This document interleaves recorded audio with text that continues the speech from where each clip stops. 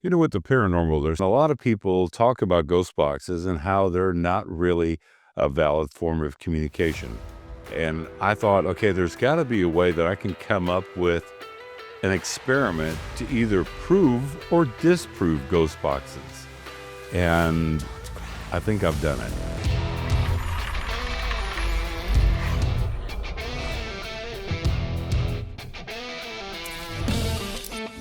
Now, a quick little disclaimer. I am not a scientist. I'm not a parapsychologist. I do have affinity for the paranormal, or should I say a curiosity from a data collecting standpoint. And yes, we put up videos. And by the way, speaking of videos, this video is going to be a long video. And there's a reason why it's going to be long, because I want to be very methodical and transparent of how I did this experiment step by step, so that you can see that there's not any shenanigans that went on. And was I able to debunk ghost boxes? That's going to be the big thing. So if you have the attention span of a squirrel, this is not going to be the video for you.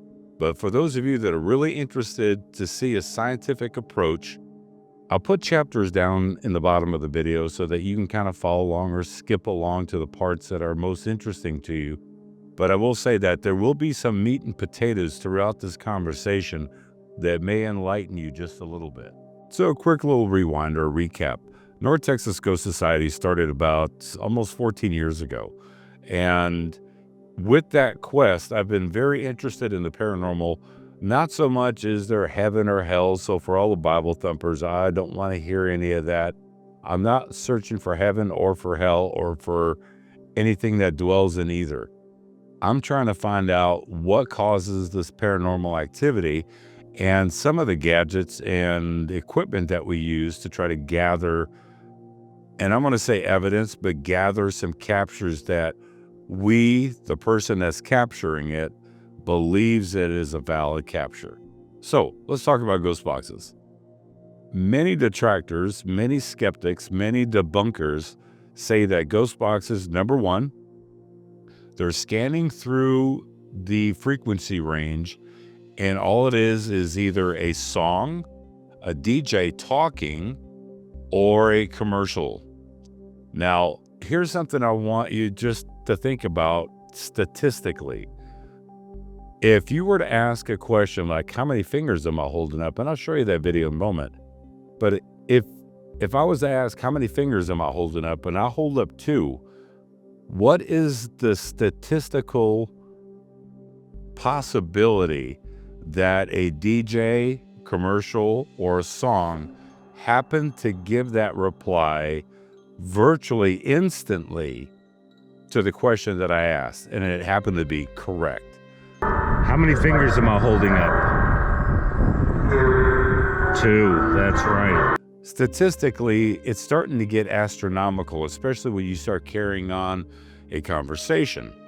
So there's a ghost box that I use. It's called a TAHK radio, and it has the ability not to linear sweep alone. What I mean by linear, it'll go from 88 all the way up to 107 or 108, and then it'll work its way back down, or I'm sorry, not work its way back down, but it'll repeat again. But the TAHK radio has the ability to random sweep. So it just jumps all over the place. And yes, there's a possibility that you get some bleed over, because if you, like here in North Texas, 92.5 is a rock station. So 92.4, 92.3 will still pick up some of that, and vice versa on the upper end of that. So there may be some bleed over. So for the last couple of years, I've been thinking about, okay, I need to be able to do an experiment where I can either prove or disprove. And like I said, I'm not a scientist. I'm not a parapsychologist.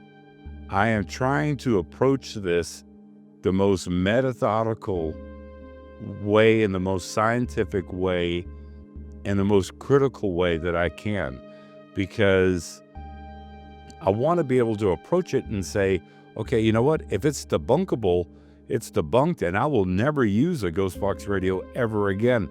Everything I've been capturing has just been bleed over radio, and now I can be able to prove it, or is it? Because if I can't see that it's bleed over radio. So how did I do this experiment? And by the way, for everybody that's watching, think about this. If you're on a paranormal team, take this idea, take this experiment that I've done and do it yourself. If you can change it up, great. So what I did was I was hoping that I could look on Google to find something in West Texas that only had 3 radio stations that were picked up on FM, or maybe 4 or 5 at the most. But when you Google search that, all you get is a list of all the radio stations. So I thought, well, there's a place that I go to a lot to go investigate, and that's Hood County Jail down in Granbury. So I was like, you know what? I want to go down there and I want to scan how many stations are being picked up on FM. So I got that number, and it was the number 13. I got 13 radio stations to come through. So then I went out and purchased 13 identical radios. Each radio was set to a specific station that was pre-found out on that visit. I think it was 2 or 3 weeks before that I went out there. But each radio was specifically tuned to that station. I brought 13 cameras, even put a hat click camera on so that you can see everything that I'm doing. And I wanted a jam time code. Well, time code, what I mean by that is that everything is synced up, and it's not synced up by time, because if I set the time on a camera, it may be a few seconds off. And I wanted, like I said, to be as methodical and as scientific of an approach to this as possible. So in editing, I can put time code. Well, how am I going to sync up all the cameras? So what I did was I took an air horn, and I had all the radios and all the cameras downstairs all spread out, and I hit an air horn while my main camera was running, and that's my sync. So as soon as the air horn starts, I can jam time code. Well, let me show you how I did time code for every camera. So for those of you that are wondering, how is it that I'm going to stick time code into these cameras that are actually recording all these little radios, 13 of them. So what I'm going to do is, that's why I use the air horn, because I want to be able to find the moment when I played the air horn, and I'm going to sync all the cameras up to that air horn sound. But I'm going to show you how I'm going to do time code. Star 102.1. Let's see, it wasn't there. Maybe it's around here. Air horn time. Right there. So that's coming up. As soon as you hear the air horn. Okay. That's it. Right there is where it starts. So now what I'm going to do is I am going to create an adjustment layer. And I'm going to throw that adjustment layer on top and extend it all the way out. I need about 15 minutes worth, because that's how long that the session actually lasted.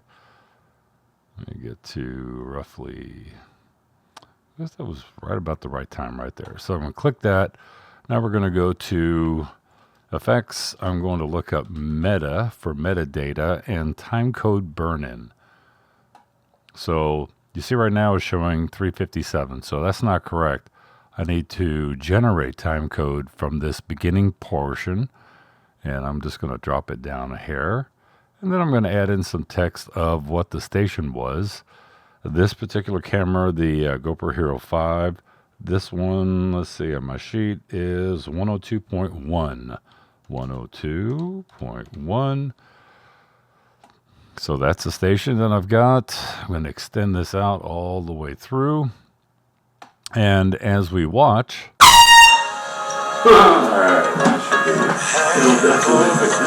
So how I'm going to use this is, if when I'm upstairs and I'm doing a ghost box session, and let's say I have something that came through at 8:34, 19 frames, then I can go through every single camera that's on a radio, and then I can look at 8 minutes, 34 seconds, and 19 frames. and see if it actually correlates with what I picked up as to what I think was a paranormal capture. So if it's a perfect way to either validate it or debunk it. So if I'm going through all 13 stations and let's say it says bastard for just an example. If it says bastard and not any one of these 13 radios picked up bastard in a broadcast, then that's going to lend credence to it being an actual capture. Now, if one of them says bastard or tastard or castard or custard, then you'd have to sit there and say, well, you know what? I'm going to have to debunk that one because it sounds very somewhat like what I believed was a capture. So now that you see how I did timecode, now there's a caveat I have to tell you. All of the cameras that I use record at 4K 30 frames per second. The camcorder that I was using, I was recording at 4K 60 frames per second. Now on timecode, that doesn't make a difference except for the last two digits. So you'll see hours, which is going to be the 00. Then you'll see minutes, seconds, and the last two digits are the frames. So if a camera is running at 30 frames per second, it will click off to 30 and then restart to the next second because it's 30 frames per second. The reason I use the 4K 60 frame per second camcorder is because the digital screen that's on that talk radio, if I record at 30 frames per second, you just see lines kind of just like moving around. You can't tell any of the stations. But if I record at 60 frames per second, then you can see every station that is chopping up through. And so that's why if you're going to see the main portion of the video where I'm capturing something, and then I'm going to each radio, but the frames per second don't matter. What matters is the minutes and the seconds. And whenever I have a capture, then I'm going to go through and show you that same capture on 13 different radios. And did anything come through? So enough of the blabbing about this, because I wanted to approach this so scientifically as possible, because, there's so many people out there that they claim everything is scientifically proven. Like there's some people that use apps that are scientifically proven. You know what? Show me how you scientifically proved an app. Show me how you scientifically proved a ghost box capture. That's what I'm trying to do with this. So there was only a couple relevant captures. I will say when it comes to ghost box stuff, well, I'll talk about that after we get to the end of the video. But let's take a look at the entire video from me scanning all the stations out at the jail and then going back a couple weeks later and starting the experiment, and I'll let you see what I found. Well, I'm about to arrive at the jail to do the first part, which is going to be the sweep for how many radio stations can be picked up upstairs in the jail on FM, and so that I can log how many stations that there are and get this experiment started.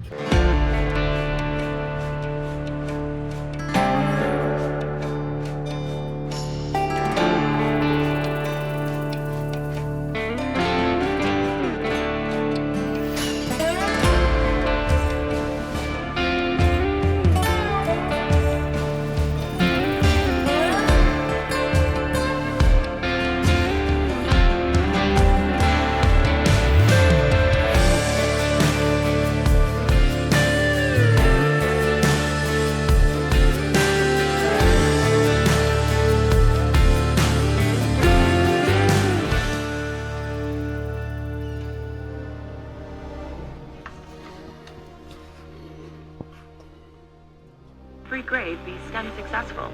Learn more at pltw.org/N.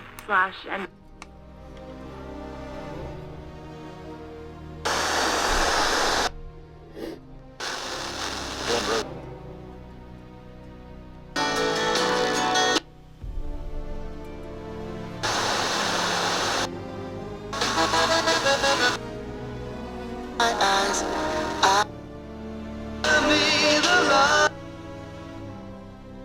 expects you to actually...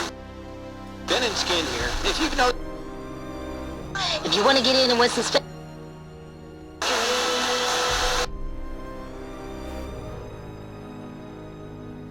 From surviving to... and ready to serve...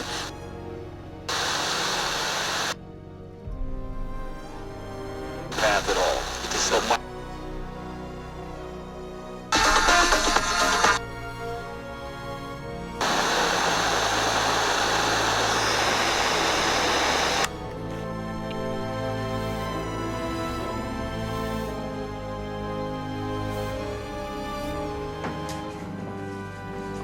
Okay, out here at Hood County Jail.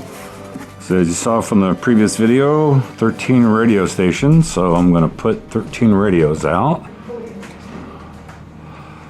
Okay, thank you very much, Alan. Alright, so put a radio here.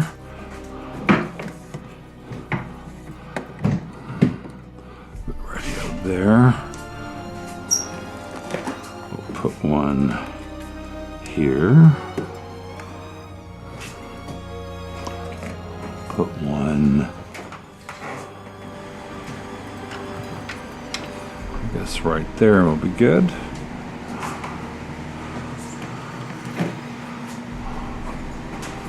We'll put one, I guess back here. So that's 1, 2, 3, 4.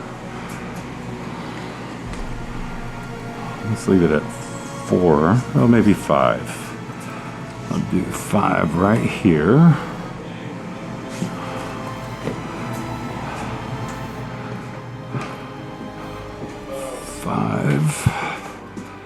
And then we'll have number 6 there. Put number 7 over here.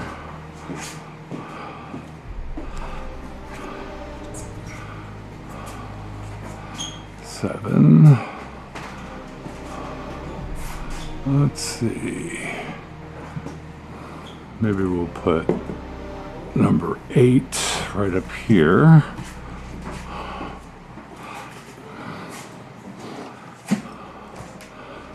Put number 9 right there. Put number 10 right there. Put number 11 right there. Okay. Yeah, we're good.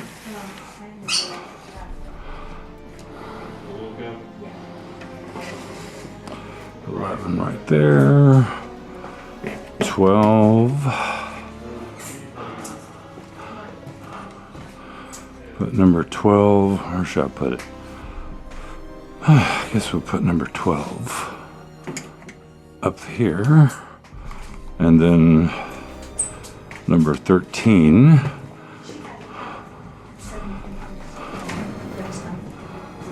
was so hot, I had to turn it down. So she was here yesterday, instead of turning it down, she left it on. Let's see, we'll put lucky number 13 right there. Okay, now I just have to get my main camera.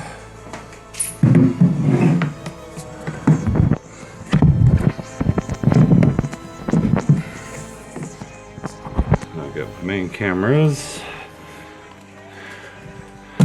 Let me turn this one on.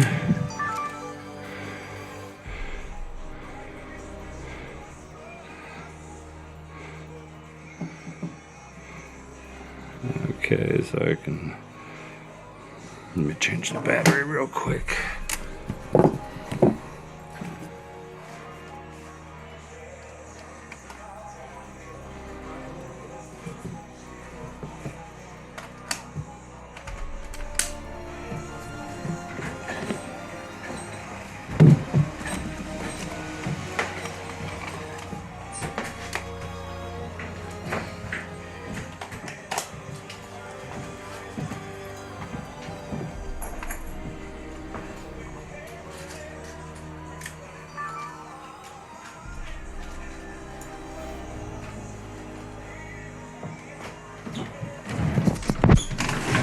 got this camera going.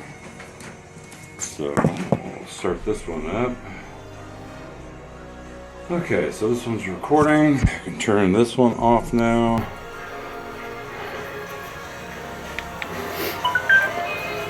And now up to no man's land. All right, I shall see you shortly. Already? Oh, I gotta get my air horn.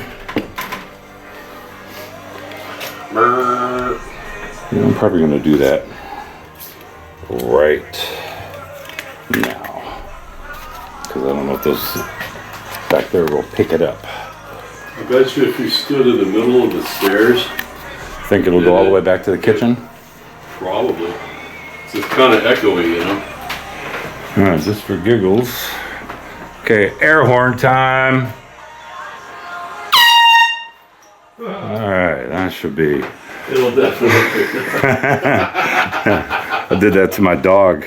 Dog totally freaked out. I bet. All right.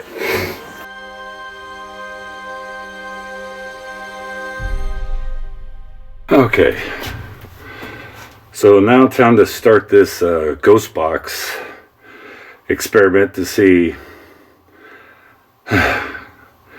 is ghost box communication, is it actually valid or is it not? So turn this around. Since all the cameras are synced up, it should be pretty easy.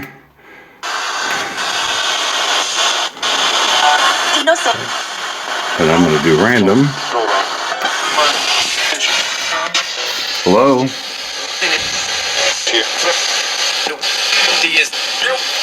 Are there any spirits here that'd like to talk?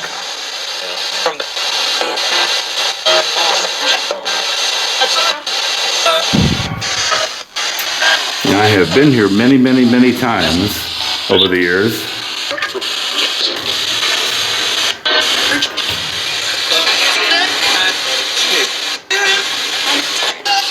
I thought I heard my name.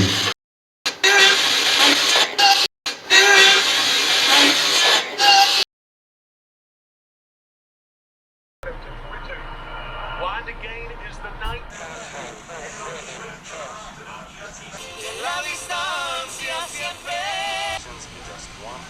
Insurance co-pays as low as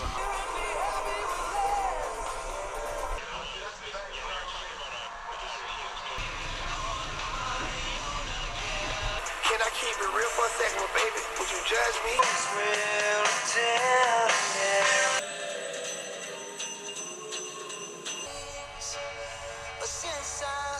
as our fans responding in an incredible.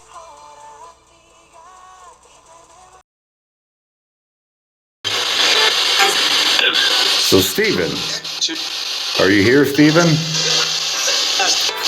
Yes? What about Carl?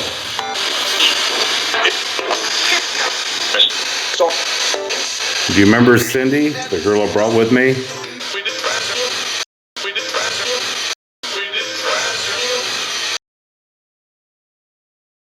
I wouldn't blame him if he does it. I wouldn't. Affordable wisdom teeth removal. Give us.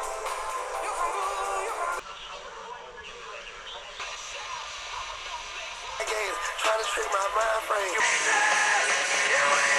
At the American Airlines Center. To consider all of those dynamics. And somebody downstairs said something like really rude.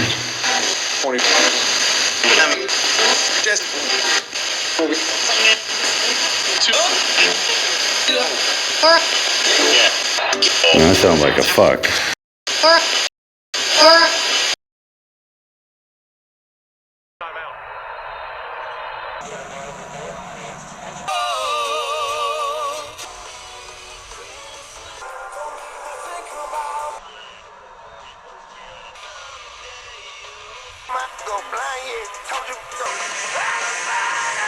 Your home for the holidays. You see, obviously a handful are going to be going to the playoffs. So can you tell me my name.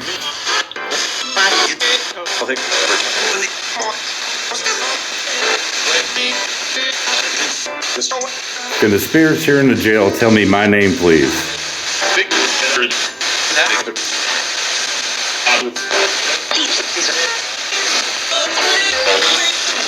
Do you guys miss Cindy?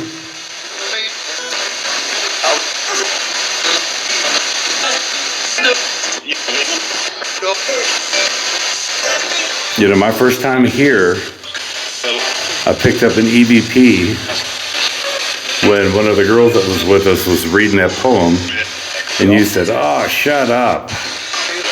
Are you here?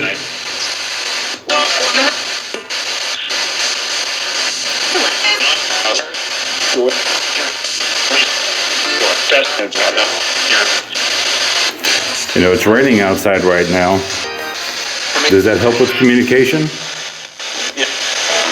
Yeah?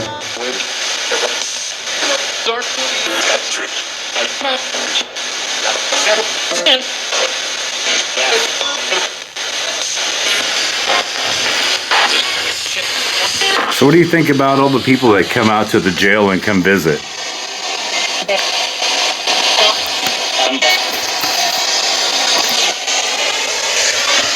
So do you guys like it?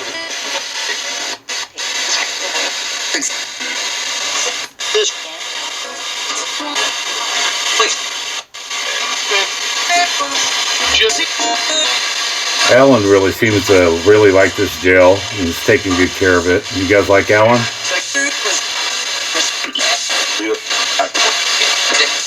You like him? I like him too. Cool cat. Do you guys miss Jim and Mary?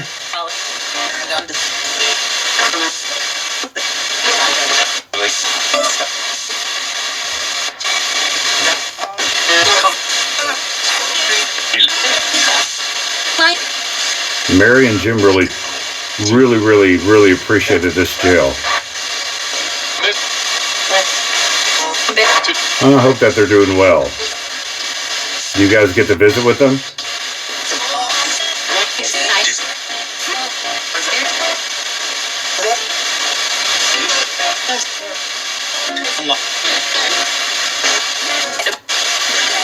What about the lady that just left here?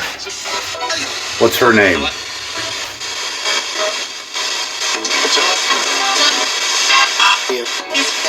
I heard her get out.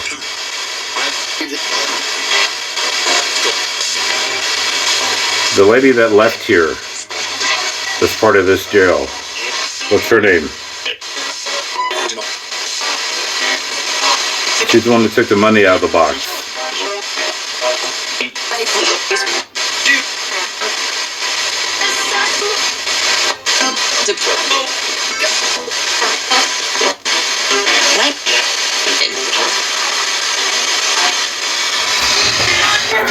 Can you tell me what were you in jail for?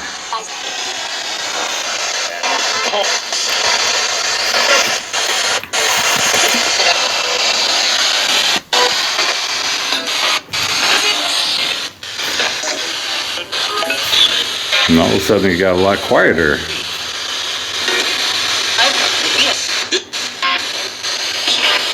Turn it up a little bit. You know, my whole premise for doing this is to try to prove that ghost boxes actually work.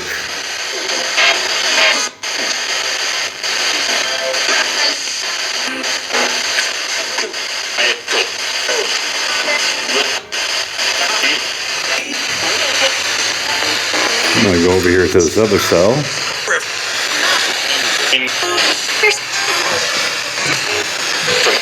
Let's try over here. Did you say dickhead? That was rude.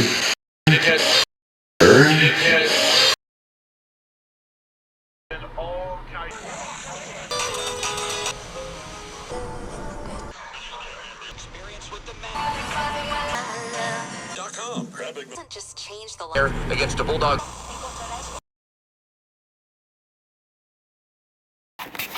Did anything come through? Now the most important part is going to be review. And if there was a capture, and if there was, we'll compare it to all the other cameras and all the other radios to see what did we catch. So after spending quite a long time doing this video and syncing up all of the cameras and time coding all the cameras and going through, and whenever I have a capture, then go through each 13 radios and capture that time code and put it into the video. It took a lot of work, a lot more than what I planned on or thought that it would be, but the deeper I got into it, the more I realized this really needs to take up all my time. I really need to be very methodical about doing this, because if I'm going to start this project or this experiment, I need to finish it properly. So, did it prove? Did it disprove? Well, I will tell you this. For the naysayers out there that don't believe in ghost boxes will you won't get a fuck or pussy or the C word or shit or bitch or bastard or dickhead. You won't get that on radio. Plain and simple. The FCC here in the United States does not allow that. Does not allow that kind of language, because then the station would be shut down. And yes, some hip-hop songs do say shit in them, and that seems to be okay, or it'll say ass. But when you, and there's a reason why I use the TAHK radio, and part of it is because that it scans randomly, so it's just like all over the place. But I guess first and foremost is the capture that Cindy and I had, well, it was actually Cindy caught it. She had my camera. She was down in the kitchen at Hood County Jail, and she caught this. You.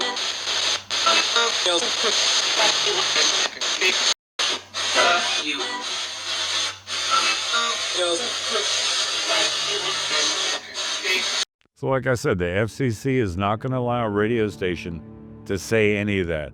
The unique thing about that clip is, and you can just like skip back to that clip, but it's the same voice. And if you look at the radio, it's scanning. It didn't go from like 88 to 92 to 94. It went 88 to 107. I mean, it's just all over the place. And a lot of the captures were picked up on stations that do not broadcast a signal, or is not picked up in Hood County Jail. So how does ghost boxes work? You know, I think that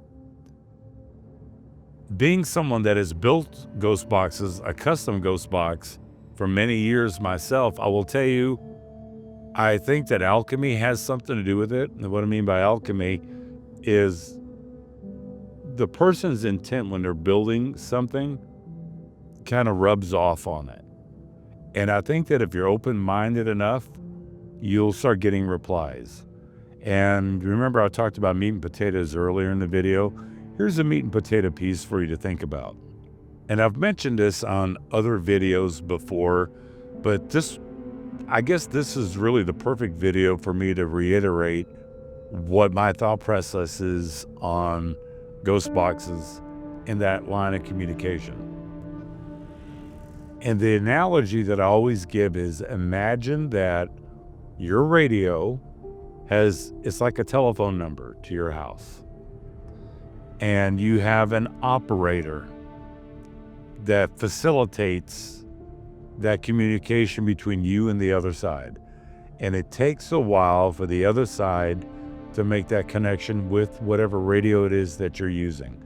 I can tell you, I've got Frank's boxes, I've got Joe's boxes, I've got all of the name brand ghost boxes that have ever been built, from mass produced to custom ghost boxes.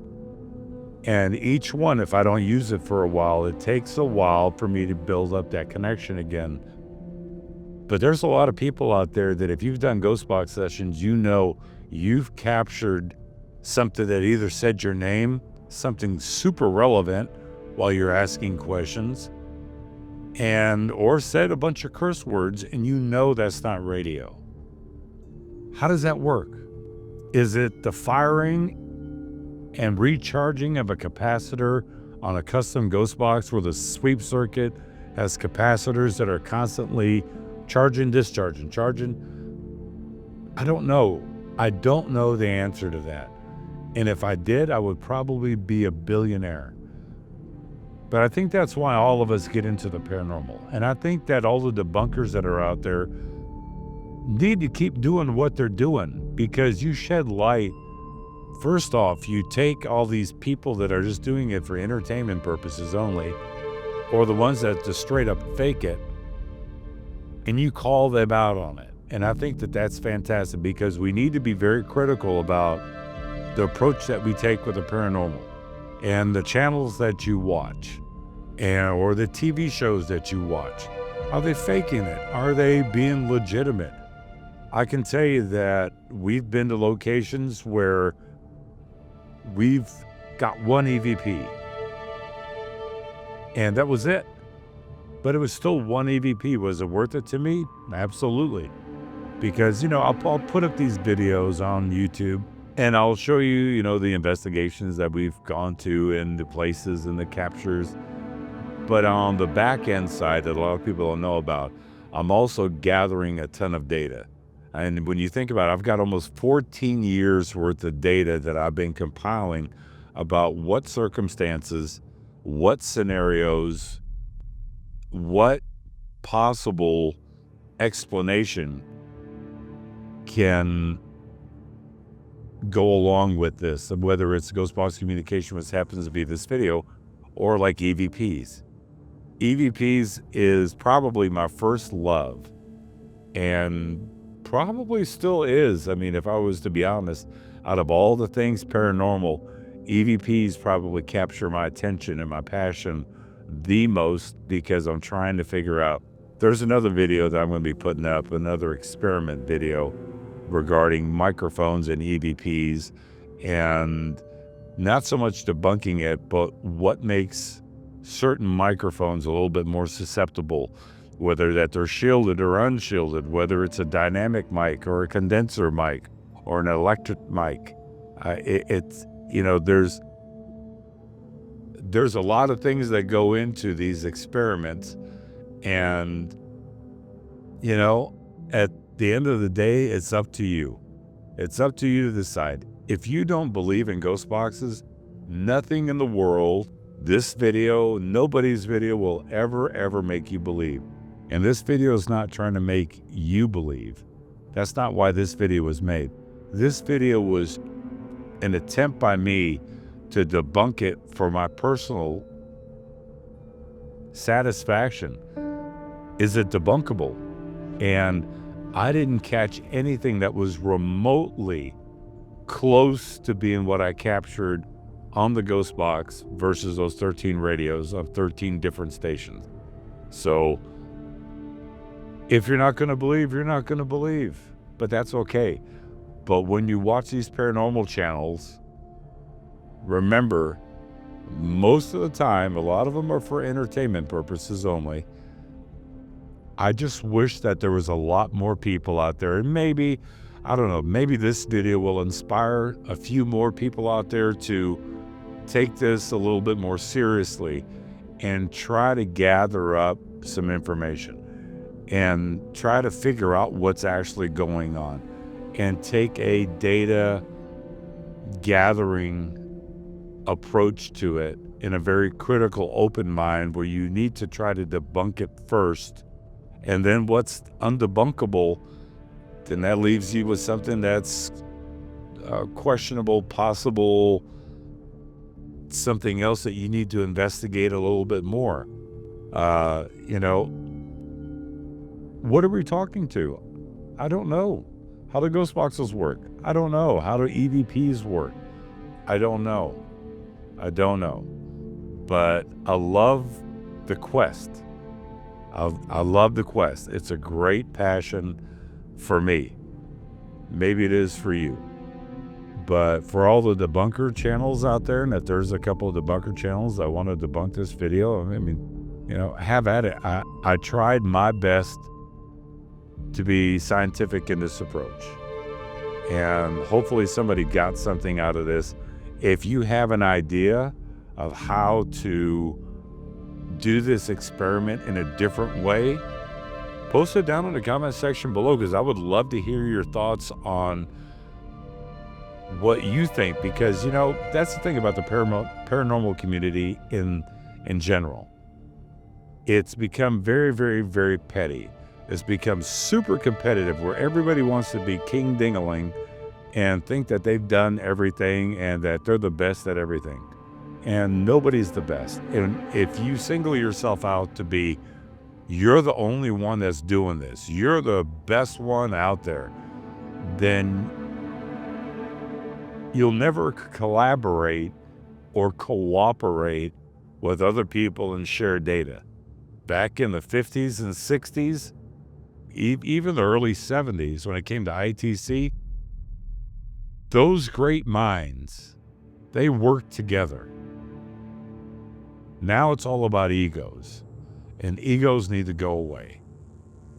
I'm not in this for subscribers, or I don't tell you smash that like button and I'll give you a free gift bag, right? I don't care about any of that crap. I put this stuff out on YouTube for one reason only: to share what we've captured. And it's up to you to decide. So, long video. Here I am talking up a storm because I've had a lot of coffee today, because I've needed it to be able to finish up this video. But I wanted to do this part and kind of just give you a little insight into my thinking about this. So comment down in the comment section below. What do you think about it? Did you think it was helpful? Do you think it was total shit? If you think it's total shit, that's fine. Like I said, I'm not here to prove anything to you. I was doing it to prove it to myself. But I put up this video for those out there that are kind of on the fence, or those out there that are thinking about, man, I wish there was a way to debunk a ghost box or to actually validate it. Maybe this planted a seed to where you can take this little idea of how I did this experiment and you can expand on it and make it even better. You know, Faraday bags with ghost boxes, great idea. You know, they sold them for the last 10 years. I wanted to do something a little bit different. So anyway, as always, I'm going to wrap this up and tell you to always keep it spooky and keep an open mind and stay critical. Try to debunk your stuff, and what's undebunkable, you need to investigate that some more.